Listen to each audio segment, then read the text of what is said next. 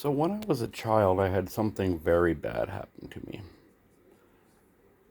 Regardless, I ended up having nightmares because of it.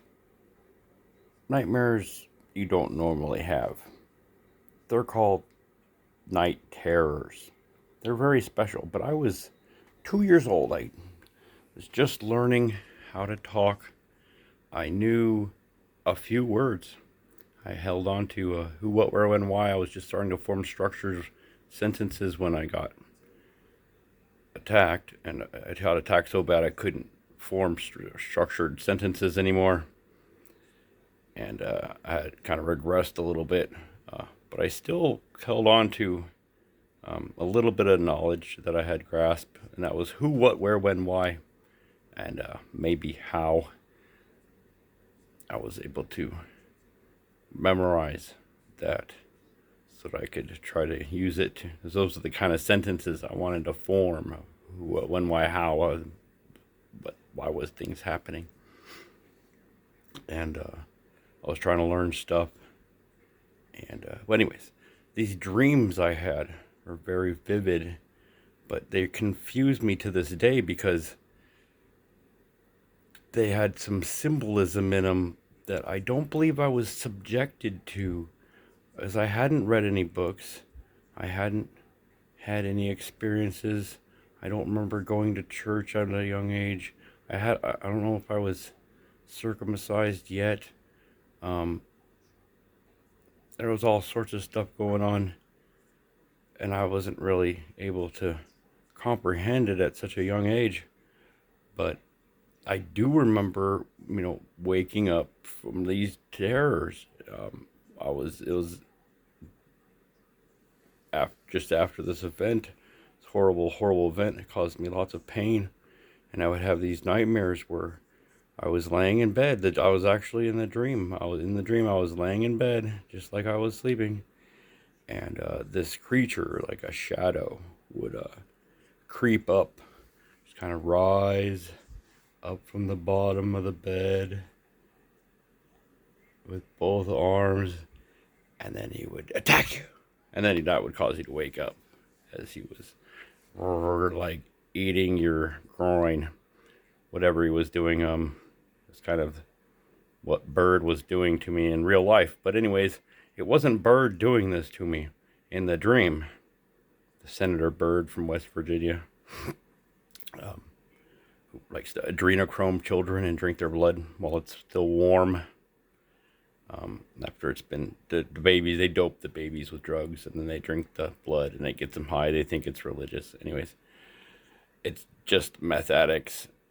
It's just opiate addiction. It's just alcoholism. It's just nicotine. It's just they're addicted to blood of children with crack in it.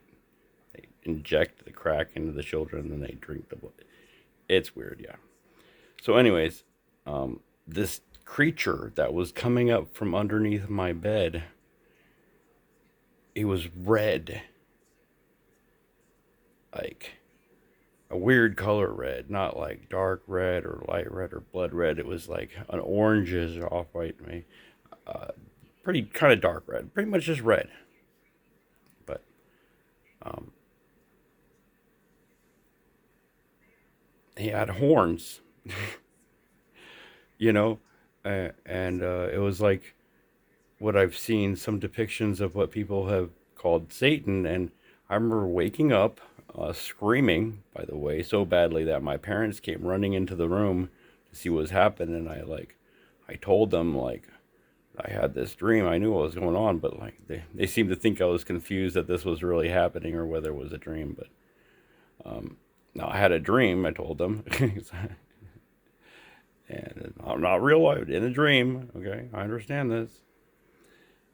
There was a creature at the bottom of my bed. There's no creature at the bottom. They thought I was worried about something in real life, and I was like, in my dream, there was a creature, and I didn't have it. It was really hard to explain. I didn't use these words. I don't remember the words I spoke, but I was like, what? What is this thing? I remember explaining to my dad, like, what is this red horned creature that was creeping up from the bottom of my bed and attacking me, and because I'd never seen it before. Where did this symbolism come from? I come to find out that this is a depiction of a satanic being or a demon or a devil, and I'm like, but no one ever told me about these things unless that was part of the torture. They kind of, I mean, they did like weird dress me up kind of type stuff. They like glued horns to my head actually. So I mean, maybe they put me in front of a mirror, and maybe that's what I got this imagery from. But I don't remember it. And it's weird how it shows up in that night terror. It was a recurring. You have to understand, some dreams don't recur. I haven't had very many recurring dreams. There was a volcano dream, a Godzilla dream, nightmares, cataclysmic events, um, and and then there was. But before those, there was this dream recurring. Some dreams come and go. I've never really had certain dreams in that they just kind of stand alone. All my dreams kind of just stand alone. But then I have these certain dreams that have reoccurred. It hasn't happened recently. It's just when I was a kid. But it all started with that pretty much that first night after they got me. I had this reoccurring dream. I couldn't sleep. I would wake up because I was in so much pain. People didn't you can't see how much pain you're in. They didn't believe I was in pain. They didn't understand what happened to me. So I was in a lot of pain, and I would wake up from that pain in my groin, thinking that someone had reached out from under my bed and started biting me in the groin, like trying to eat me, like actually like biting chunks and just tearing and ripping flesh with teeth, and in like in your belly, in your between your legs.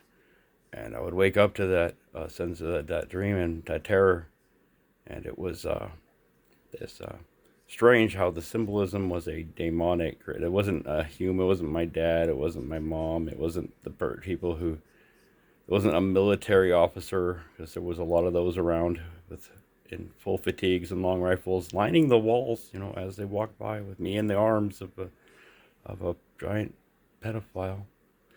They all know. They all know what's going on. By the way. You have to understand this. All the people who worked at the hospital were covering for these people.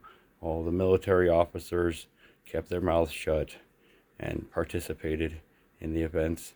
And I'm confused, why no one cares. But I'm also confused at why this symbolic imagery rose up in my brain. Was that something that they programmed into me? They like try to go through different things. This happened twice. Okay, literally, like they got me once, and then they put a cast on me, and then they made me come back to get the cast taken off. Air quotes. And that's when they got me again. Pretty much even worse, definitely worse.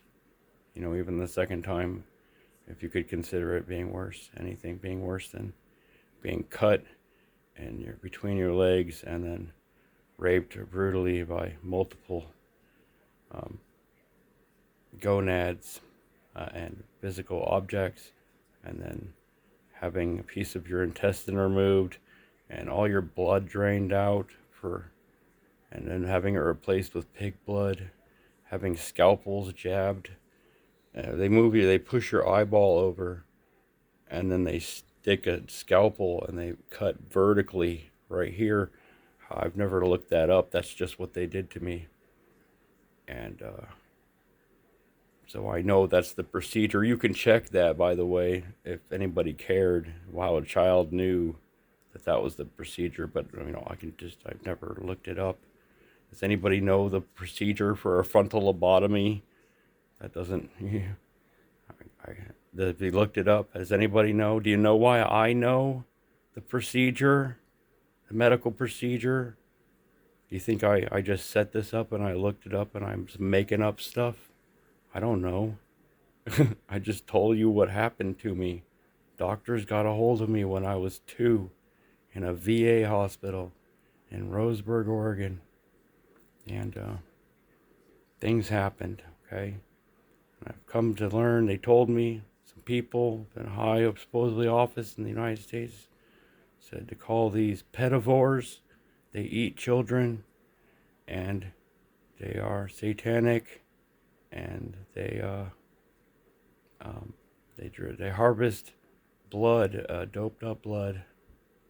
And they call it adrenochroming. They think they are getting, the pineal gland last release of neurotransmitters before death. So they actually kill you, and they by beating you and causing your body to react and produce hormones.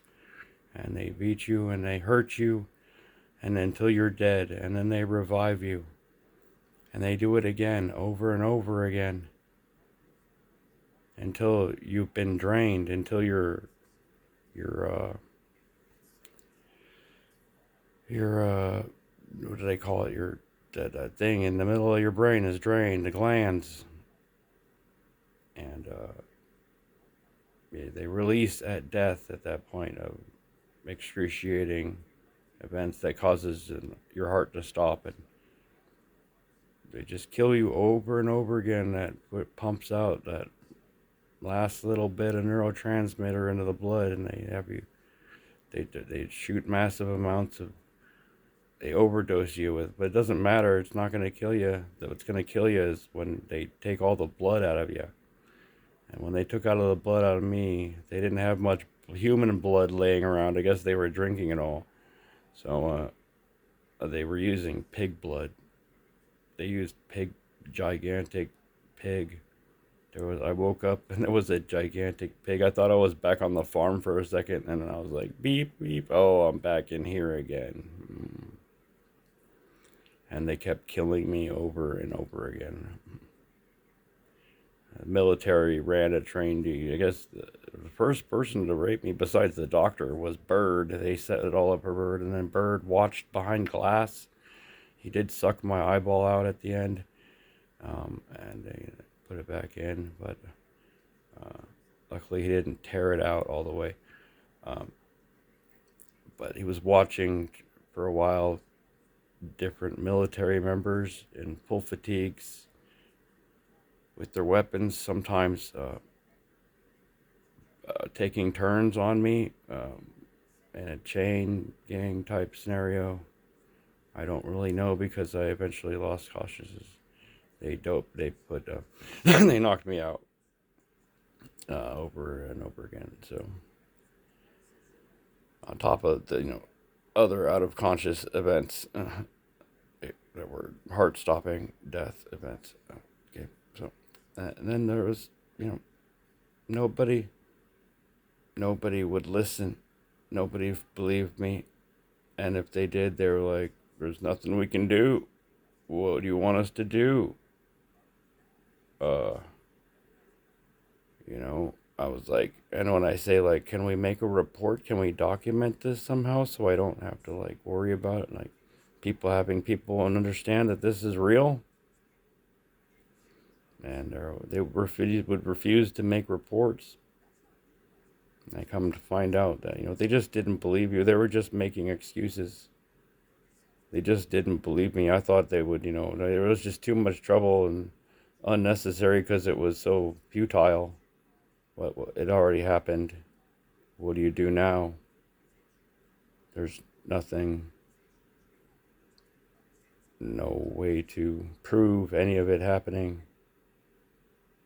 And then I get attacked again here in Homer, Alaska. They are wiping stuff. You can see right here on my nose where they wiped something on me, and they also did it here. You can see it. They wiped, it's deformed my whole nose. They've wiped stuff on me here and here in Seattle, of course, across all my body, and wiped stuff on my head, stabbed me in the back with stuff, injected me. And it's very strange because they all know what they're doing, and they're all keeping it hidden, and they're targeting people, and they're infecting you with what they're calling herpes complex. It's not what you think it is.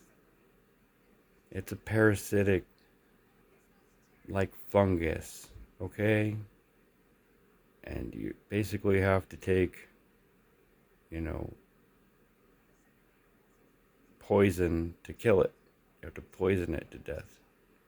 Um, like cleaning agents, you have to stay real clean. Or they wiped it on my chin here. My chin's all glossy still because the skin's still infected. I got little patches of these like dry uh,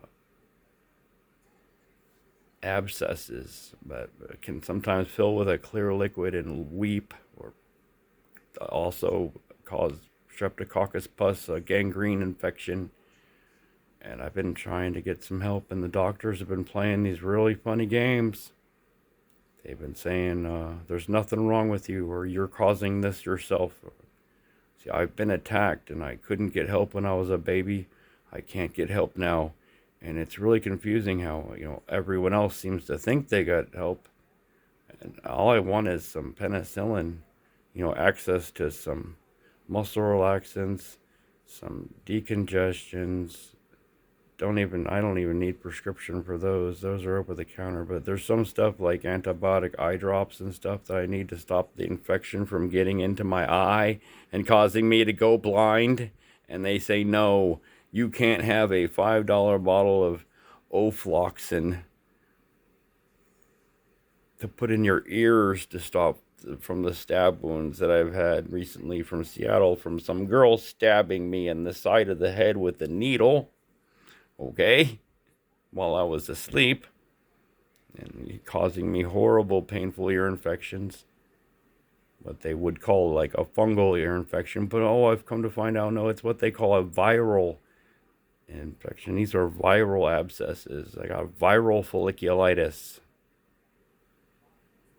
and it needs treatment, probably for the rest of my life. Just like the damage they did to me as a child hurt my lungs so badly that I have chronic green gunk, a bacterial, perhaps, infection chronically residing in my lungs, and it causes me to cough up goo.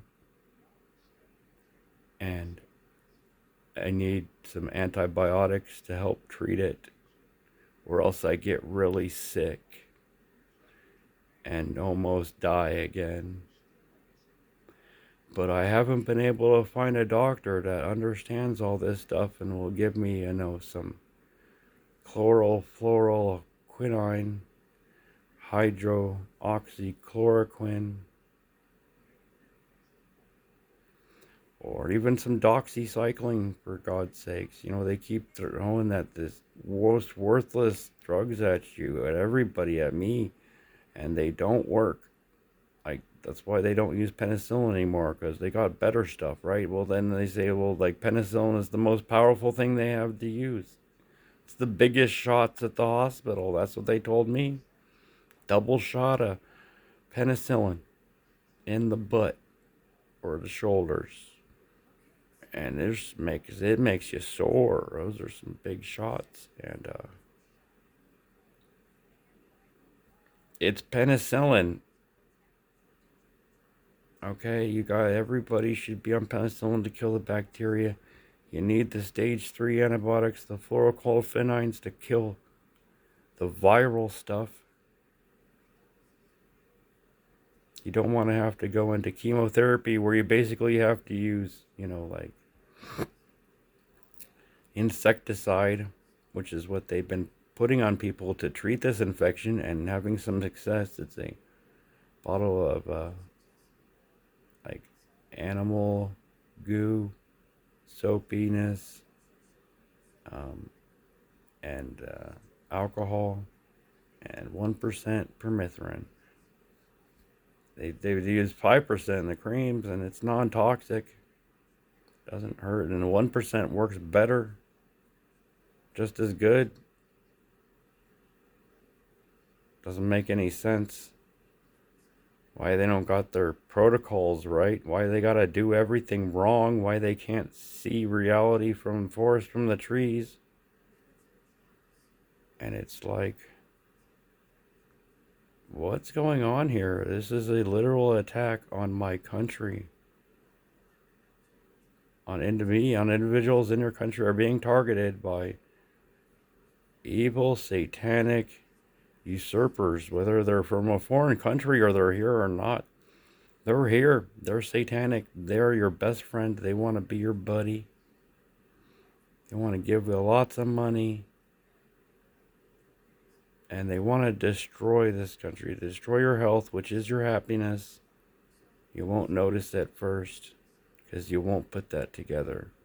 Happiness is healthiness. I hope you believe me.